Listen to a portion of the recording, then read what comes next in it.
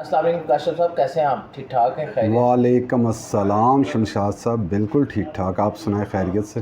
शुक्र अल्लाह का। सर ये बताएं कि वज़ीर आज़म साहब का इमरान खान साहब पौने 4 साल हुकूमत करके गए हैं और उन्होंने एक नारा लगाया हुआ था कि मैं करप्शन से पाक करूंगा ये मुल्क और नया पाकिस्तान बनाऊंगा। क्या आप पौने 4 साल में उन्होंने बना सके हैं ये? देखें जी, ये जो उनकी हुकूमत रही, ये पहली दफ़ा उनको मौका मिला कि उन्होंने वफाकी हुकूमत जो है वो वज़ीर आज़म बने।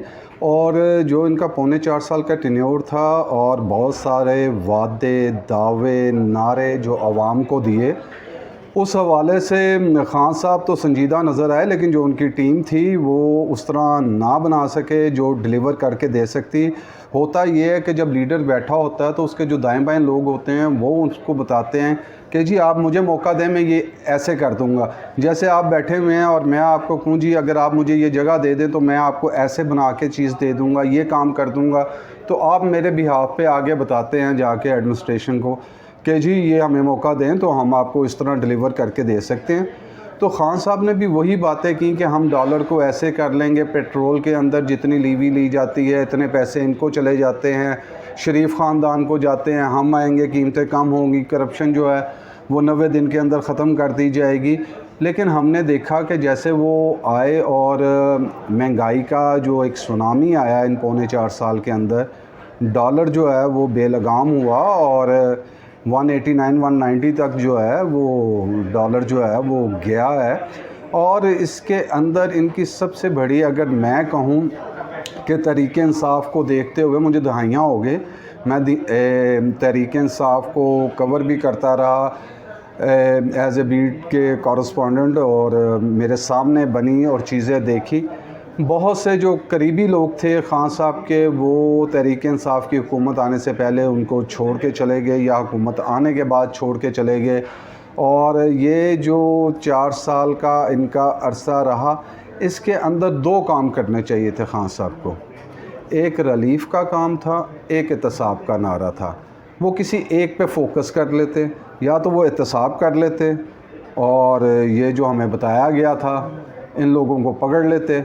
लेकिन 3.5 पौने 4 साल की हुकूमत के अंदर शहजाद अकबर भी प्रेस कॉन्फ्रेंस से ही करते रह गए। मैंने उनसे भी कभी पूछा कि आप ये जो डॉक्यूमेंट्स लेके आते हैं प्रेस कॉन्फ्रेंसों के अंदर, ये आप अदालत को क्यों नहीं मुहैया करते? या तो ये इसके अंदर कहीं ना कहीं कोई कमी होती है जिसकी वजह से अदालतें इनको कबूल नहीं करते। जो आप हमें बताते हैं कि ये सबूत हैं और ये 100% ऑथेंटिक हैं, तो फिर अदालतें इनको कबूल क्यों नहीं करती?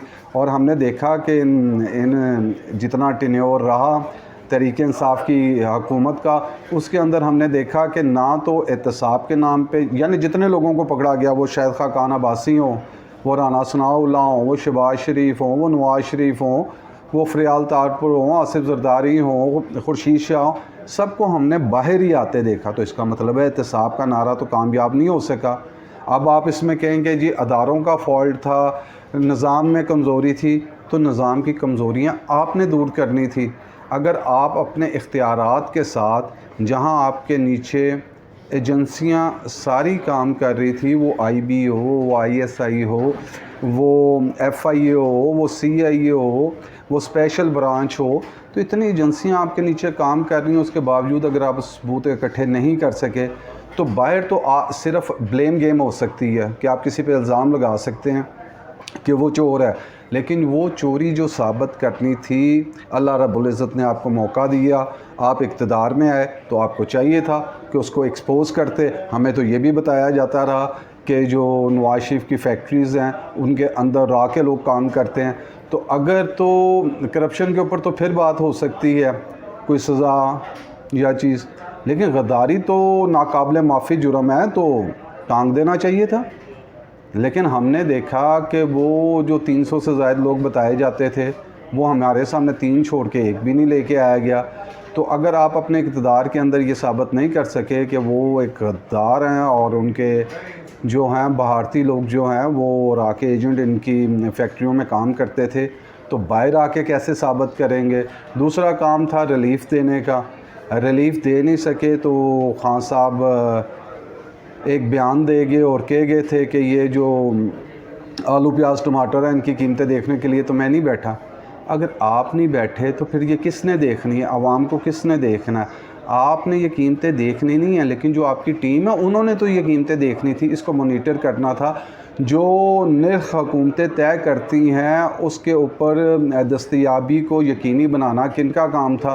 तो जो उनकी टीम उस तरह काम नहीं कर सकी, तो ऑफ कोर्स अगर आपकी टीम अच्छा नहीं खेल रही, जिस तरह वर्ल्ड कप जीता और हम कहते हैं कि खान साहब की क़यादत में जीता, और मैं तो बिल्कुल जी फ़ैन खान साहब के, जिस एरा के अंदर खान साहब क्रिकेट खेलते थे और हम भी कॉलेज यूनिवर्सिटी के स्टूडेंट थे, तो खान साहब एक पसंदीदा और पाकिस्तान के हीरो हैं, इसमें तो कोई शक नहीं है। लेकिन जब आप सियासत में हैं तो फिर हम सियासी गुफ्तगू करेंगे। तो सियासत के अंदर ये पूछना है, जब आप बैठे थे, आपने एक टीम बनाई, जब वर्ल्ड कप आपने जीता, तो हम देखते हैं कि सेमीफ़ाइनल के अंदर बड़ा अच्छा स्कोर किया, इंज़मामुल हक चले। इसी तरह वर्ल्ड कप के फ़ाइनल के अंदर जो वसीम अकरम ने विकटें ली, आपकी क़यादत में ली, आपकी टीम अच्छी थी, क्रेडिट आपको गया। अब आपकी टीम अगर नीचे डिलीवर नहीं कर सकी, वो लोगों को रिलीफ देने के लिए वैसे काम नहीं कर सकी, और अगर आपकी टीम अगर लोगों के एहतसाब के ऊपर, अकाउंटेबिलिटी के ऊपर लोगों को सज़ाएँ नहीं दिलवा सकी, तो उसका सवाल तो फिर लोगों ने आपसे पूछना कि आपकी क़यादत के अंदर आपकी टीम ये काम कर रही थी, तो वो वैसे काम क्यों नहीं कर सकी जिसके नारे आपने दो दिए थे। दो नहीं, एक पाकिस्तान का नारा लगाया गया था, लेकिन हमने इस टेन्योर के अंदर भी देखा कि इशराफिया के लिए अलग कानून था और जो ये आम अवाम है उनके लिए अलग कानून था। अब क्योंकि हुकूमत चेंज हो गई है और आने वाला सिनेरियो मैं आपको बताऊं, तो जिस तरह अगर अब हुकूमत बनी है, एक जॉइंट हुकूमत बनी है, जो सारे कल के आपस में हरीफ थे वो हलीफ बन गए हैं और दोस्त बन गए हैं, और ये जॉइंट वेंचर जो लेके चलना चाह रहे हैं हुकूमत को, तो ये कोई आसान काम नहीं होगा, क्योंकि आइंदा इंतखाबात के अंदर इन्होंने एक दूसरे के सामने ही खड़ा होना है। लेकिन मैं ये बता दूं कि पाकिस्तान के अंदर जो सियासत है वो अखलाकियात नहीं, मफादात का नाम है, और सब लोग जो हैं अवाम का नाम लेके अपने मफादात का खेल खेलते हैं। तो यही खेल अपोजिशन खेल रही है और यही जो हुकूमत है वो खेल रही है। तो एक दूसरे से गिला कैसा, अपने मफादात को देखते हुए मुस्लिम लीग जो काफ है वो साथ चली गई है हुकूमत के, और MQM अपने मफादात को देखते हुए अपोजिशन के साथ चली गई थी, जिसके बाद नंबर गेम चेंज हुई और उसके बाद हुकूमत भी तब्दील हो गई। अब उसके बाद पंजाब के अंदर हुकूमत तब्दीली की बात हो रही है, तो इस तब्दीली के अंदर भी जो नंबर गेम नज़र आती है वो ऑफ कोर्स जो है वो हमजा शहबाज शरीफ की फेवर के अंदर नज़र आ रही है। उसकी वजह यह है कि तरीन ग्रुप हो या अलीम खान ग्रुप हो, वो जो सपोर्ट है वो इनकी कर रहे हैं हमजा शहबाज की, और इन्होंने अपने जो मेंबर्स हैं वो शो भी किए थे फ्लैटिस के अंदर, इन्होंने अपना अपना इजलास भी किया, उसके अंदर भी इन्होंने अपनी नंबर गेम को शो किया। तो आने वाले हालात कोई इतने आसान नहीं है, लोग ये ना समझें कि एक दिन में कोई बहुत रिलीफ आ जाएगा। अगर वो इस जगह के अंदर भी रोक भी लें, इसको यहाँ कोई ठहराव ही दे दें कि जो महंगाई जा रही है वो तेज़ी से बढ़ने की जगह यहाँ रुक भी जाए, तो ये भी हुकूमत की एक कामयाबी होगी। और इसके अंदर आपको ये भी बताता चलूँ कि आइंदा आने वाला सिनेरियो क्या बन सकता है, क्या हो सकता है। तो इस वक्त जो इमरान ख़ान हैं वो जो आखिरी अगर हम उनकी तकारीर सुने, तो वो तकारीर जो थी वो बेसिकली उन्होंने अपने लोगों को, अपने वोटर्स को, अपने सपोर्टर्स को एक बयानिया दिया कि किस बयानिए के तहत आइंदा उन्होंने जाना, और वो समझते हैं कि उनकी जो पॉपुलैरिटी का ग्राफ है वो इस वक्त तेज़ी के साथ ऊपर को जा रहा है। और उन्होंने इम्पोर्टेड हुकूमत, ये सिलेक्टेड हुकूमत कहते थे, इन्होंने इम्पोर्टेड हुकूमत का जो है वो नारा लगा दिया, और उस नारे के बाद ये समझ रहे हैं कि ये नारा अवाम के अंदर मकबूल हुआ है, और इस वक्त वो समझते हैं कि अगर इंतखाबात हो जाएं तो तहरीक इंसाफ को फ़ायदा हो सकता है। लेकिन दूसरी जानिब ये भी देखना होगा कि जो अपोजिशन अब हुकूमत में आई है, जो यानी जितनी जमातें मुस्लिम लीग नून, पीपल्स पार्टी, मौलाना फजलुर रहमान, MQM और जो दीगर जमातें हैं, इनकी जो कोलिशन गवर्नमेंट बनी है, ये अब तो इख्तियार इनके पास है कि ये आगे इसको लेके चलते हैं। ये 4 महीने में इंतखाबात कराते हैं, 6 में कराते हैं, 8 में कराते हैं। अगर खान साहब समझते थे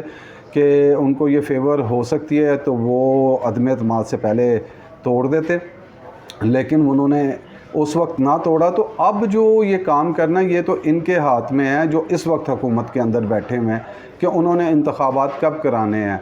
और मेरे जो ज़राए हैं जिनसे बात हुई है तो उनका कहना है कि जी इंतखाबात तो ज़रूर होने हैं और हम करवाएंगे भी, और इसमें हम मुशावरत करेंगे दीगर जमातों के साथ जो कोलिशन जमातें हैं। लेकिन एक चीज़ उन्होंने कहा कि हम क्लियर कर दें।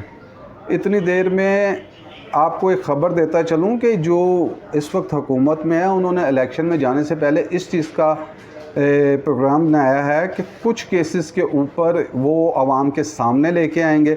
जैसे अभी एक हार का ज़िक्र चल रहा है जो बेचा गया, फराह खां का नाम आ रहा है।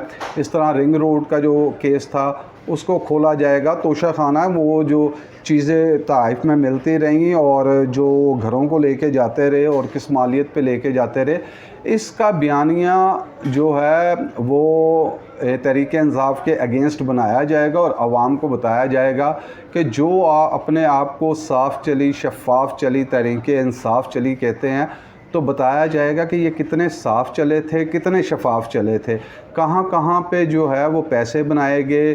बुज़दार के ऊपर जो केसेस हैं और जो बातें की जा रही हैं ट्रांसफ़र, पोस्टिंग की और पैसे लेने की, उसके हवाले से बातें की जाएंगी।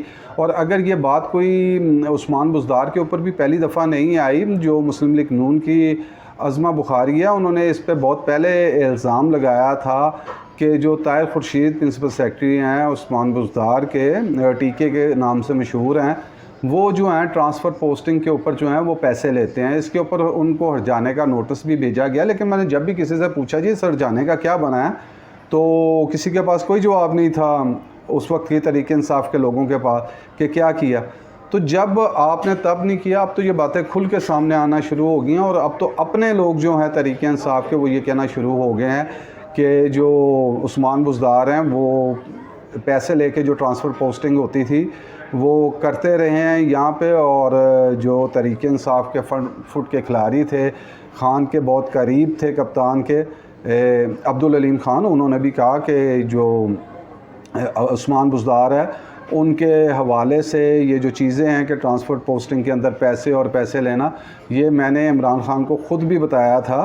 तो इसके बावजूद अब जब ये नैरेटिव खुलना शुरू होगा और जलसों के अंदर जहाँ एक तरफ इमरान खान जाएंगे तो दूसरी तरफ जो गवर्नमेंट है अब वो भी जाएगी इसके अंदर जलसों के अंदर, और वो ये बयानियाँ बनाएगी कि ये लोग जो हैं इन्होंने वो करप्शन की जो 70 साल के अंदर नहीं हुई। यानी इस तेज़ी से मुल्क को लूटा गया और चीज़ें बनाई गई, वो इनके वज़ीर आला हों, इनके मिनिस्टर्स हों, वो तोशे खाना के केस हों, वो रिंग रोड के अंदर किस किस को नवाजा गया, वो अद्वियात के केसेस हों और वो खुलना शुरू हो गया है। अभी मुझे एक जो हमारे हेल्थ के करते हैं उनके वाले से भी बात हो रही थी, तो डॉक्टर यास्मीन राशिद का भी आ रहा था कि उनकी जो बेटी है वो किस तरह उनको ओबलाइज किया गया और किस तरह उनको सीट और पैसे दिए गए हॉस्पिटल्स के लिए। तो ये सारी बातें अब खुलना शुरू हो जाएंगी।